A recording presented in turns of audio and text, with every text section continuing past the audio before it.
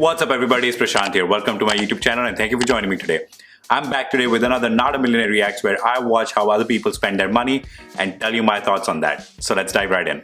So the video that we're going to be watching today is called Living on $150K a year in Los Angeles, California, Millennial Money. I started to realize that having money was the way to, always ensure stability in life. And so I never really wanted to spend it, always wanted to save it and of course grow it.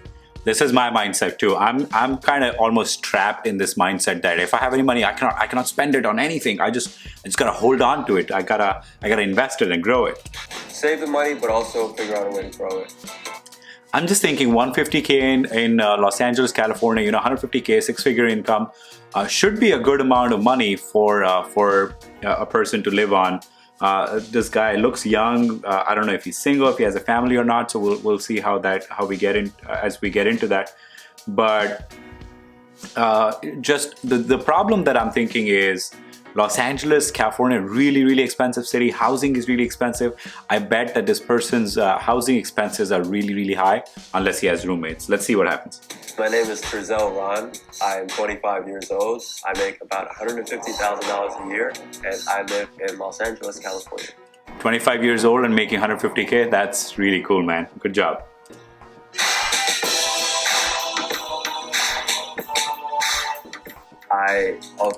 Did you see the fingerprints on his MacBook? I have that same problem. I get a lot of fingerprints on my screen too, but not as bad as his. But yeah, that's bad. Also do some television production in terms of interviewing cast members, things of that nature, and really booking people for. Two jobs. He's got a main job and a side job. That's great. I actually recently covered Rolling Loud, LA. I'll be covering the Sundance Film Festival very soon. Is it bad? I have no idea who that is. And I have been working every single day for probably 5 years now. That's awesome. Working every single day for the last 5 years. I assume he means that he works on the weekends too. That's great work ethic, and I'm not surprised that he's making that kind of money if he's been working so hard for so long. So my girlfriend and I have been together for 4 years. Outside of myself, she is the biggest hustler I know. She has. That was funny. Outside of myself, I'm the biggest hustler, and then she's a close second. That's funny. Has her own fashion brand. I grew up in the South Bronx. How does he keep his sneakers so clean? My white sneakers, I always have mud on them. It's gross. In New York City, with a one-bedroom apartment. My parents moved there from Guyana, and I was about 2 years old when I started to live in New York and experience the culture. I grew up in a family of 6, and we were all illegal immigrants, so money was not something that we had a lot of access to. And gosh, being an illegal immigrant, that must be so stressful. You're always, trying to make money, and then I bet some people are probably exploiting you because you don't have papers, and who are you going to complain to? The DOL? No, you're not. You're just going to keep your mouth shut and take whatever money you can get. And then you always have the stress of, getting caught by the authorities. Man, it must be so hard. Wow! 2.5 commute each way just to get to school. Wow! I wouldn't end up leaving school until about 6 or 7 p.m. Love the Honda Civic. I love it when someone's driving a sensible car. That's awesome. That's great, man. To get back home around 10, and I had to wake up at 5 to leave at 6 the next day. So all of the hustle paid off when I got a full academic scholarship to NYU. That's awesome. Full academic scholarship, almost no student debt, if any. Maybe he has some student debt to pay for books, for room and board, etc. But if your college or your tuition is paid for, that's so great. That's awesome, man. Good job. Most of my expenses with my girlfriend are split 50-50, such as the rent, but we do take different bills. I'm more than happy to pay the entire balance. However, my girlfriend really insists on paying. Okay, let's take a look here. So, typical monthly budget, $8,947. That's a monster budget. That's great. All right, so we've seen savings and investments, $5,000. It doesn't quite show us what he's investing in and or whether if it's within a Roth IRA or something. But let's get back to that.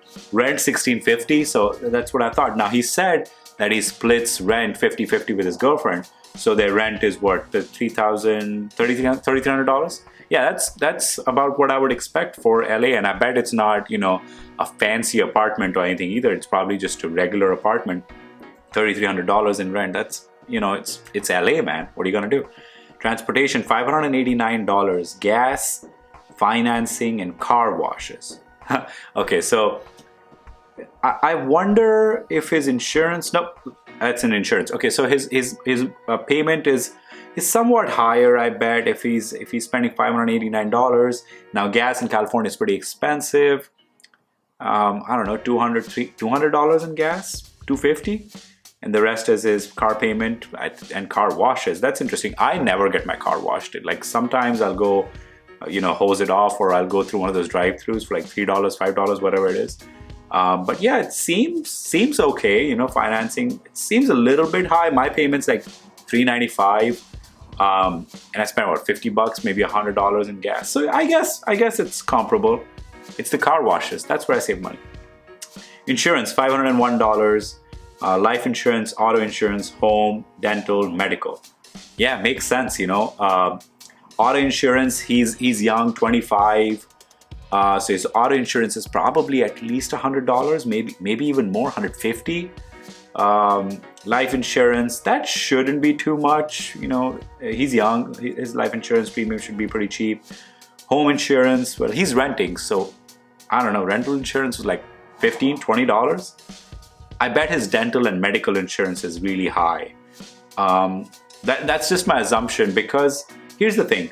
When you don't say a 401k or anything here, that makes me think that your job maybe doesn't have full benefits. So maybe he has to buy dental or medical like on the open market, like Obamacare. And if that's the case, then his premiums would be really, really high. But I don't know. Insurance seems a little bit too high, because again, auto insurance $150, home insurance $30.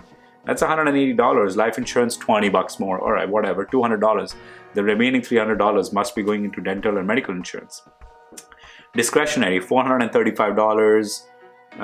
Travel, clothing, online shopping, haircuts. That haircut did look cool. I will say that. So yeah, $435 in discretionary spending, especially for someone who makes $150K a year. That's fine. Food, $300, totally fine, especially if that includes restaurants and groceries. That's really good. Therapy, $150. Yep, that's important. That's good. Utilities, $146. If that's split in half, between two people, that could cover everything, I assume. Gas, water, sewer, trash, electric, internet. So $146, really not bad. Phone, $100. Guys, T-Mobile, $30. You're sleeping on it. Why is your phone $100? Are you paying for your girlfriend too? Maybe then it makes sense. Like even then, $60. Why is it $100? Subscription, $76. Gym membership, Amazon Prime, Stars. What's Stars? iPhone apps. What apps are you using? I'm interested. But anyway, subscription, $76. Our subscriptions are probably that much, and I hate them, but just gotta live with them, I suppose. So overall, I think this is really good. I just wish that I knew that he was saving or investing some of that $5,000 in a tax-advantaged account like a Roth 401k, a Roth IRA, an IRA, something. I hope you're getting some tax benefits on that instead of just putting it in a brokerage account. So let's see. I have a used 2018 Honda Civic. Being that I work from home. Used 2018 Honda Civic. Nice move. Oh my God, how does he owe $26,700 on his 2018 Honda Civic? How much are Honda Civics? Yeah, a 2022 new Honda Civic is starting at $23,000.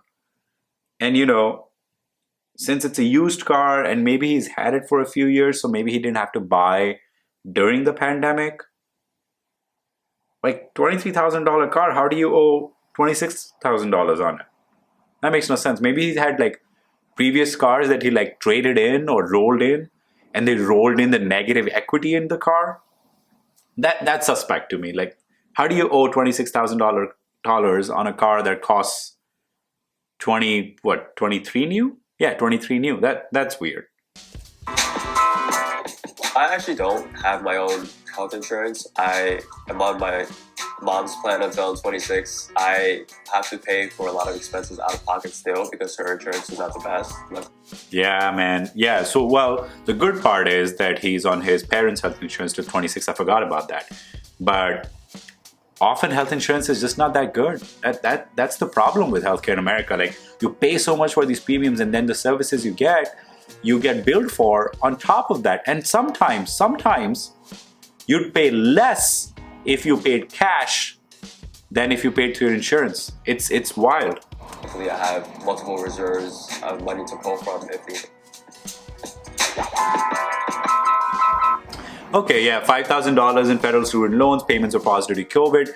Very small amount, easily handleable. If he wanted to, he could pay it off, I'm sure. I would suggest that not paying this off, at least, obviously, while the payments are paused, there's really no reason to. But even after that, based on your interest rate, I think, again, in general, if your interest rate is above, 8%, you should pay it off. Even 6%, you could pay it off. But anything 4 or lower, I'd just keep them. Just pay off, a small amount, the usual payment that the federal government tells you have to pay. Make those payments, and eventually it gets paid off. So I would say that I save about 4 to 6. We're getting into investments. This is exciting. $6,000 a month. I put a lot of that money into investments that I, keep a couple in different accounts so that I don't get carried away and say, hey, this is a big number in one account. I do have a Roth IRA. Okay, let's talk about this. Total investments and savings, $71,911. Great job. Total investments, $3,021. Northwestern Mutual, SEP IRA, Roth IRA, and brokerage accounts. Total savings, $23,371. Chase, Citibank, and Invest checking accounts, and PayPal. In PayPal, okay, all right, whatever. It's cash. Total crypto, $45,519. Ethereum, Bitcoin Cash, Solana, Litecoin, Cardano, Chainlink, Decentraland, Crypto.com coin. You just spread it all across. Why so much crypto? Why do you have, how much is this? Hang on a second. I gotta do some calculation. 45,519 divided by 71,911. 63% of your portfolio is in crypto? Dude, that's so risky. Man, you must have been so nervous when Bitcoin went from $69,000 to $37,000. That's insane. Why so risk? 63% in crypto? I have less than 1% in crypto, and I'm like, should I really have this in crypto? Oh my God, 63% in crypto. That's so speculative. What? I hope you talk about it more. Now I'm curious. So that I don't get carried away and say, hey, this is a big number in one account. I do have a Roth IRA, and I also have a SEP IRA. I've recently transferred my SEP funds to my Roth, but I don't necessarily have a target for how much money I want by retirement. I just know that it's important to start saving for retirement even at the age of 25. Okay, here's the thing. Look, this is great that you're starting to save money for retirement at 25. That's awesome. That's when I started. That's really good. But what do you mean you don't have a target? Just like Google, how much money do I need at retirement, and they'll tell you this is how much money you should have. But oh my God. And also, why do you have so much crypto? What's up with that? Why are you so bullish on crypto? I understand you think it might be the big thing, and it might be, but right now it's not. Why is so speculative? Why do you have 63% of your investments in crypto? This is just really bothering me, man. You are doing so well. So I do try to diversify my investments enough. Do you really? 63% in crypto does not sound like diversification to me. That sounds like concentration into a highly speculative asset. put all of my eggs in one basket in terms of. Okay, all right. 63% of your eggs are in one basket. That's pretty concentrated. Investments. I do have money in cryptocurrency. I've invested, I'd say probably $10,000 in cryptocurrency. That has more than quadrupled at this point. I have. Okay, all right. So that's better, right? Okay, so if you've only put $10,000 and it's grown to $40,000, that's great. You're ahead of the game. It might be time to take some gains from that, lock in those gains. And if you don't want to, hey, I understand. If you had $10,000 in crypto, why did you not have 100,000 in regular stocks, in the S&P 500, in the total stock market? Go invest in VO or VTI. Why do you have so much money in crypto and then so much money in cash? I understand, the cash position. Actually, I understand. Maybe he's got a big emergency fund for himself, his girlfriend, maybe their expenses, as well as the health expenses that he's talked about for himself, maybe even for his mom. But then why is your stock portfolio so small? This is confusing to me. Investments in Ethereum, Bitcoin, but also Chainlink and a bunch of other smaller coins. What's Chainlink? I'm very interested in seeing the future of cryptocurrency and seeing where it takes me. So am I, but I'm not staking my future on it, man. Look at this disclaimer. Financial experts recommend diversifying your investing portfolio and only allotting a small percentage to crypto, if any. Yeah, for a reason, because you could be in trouble if that goes away. Come on.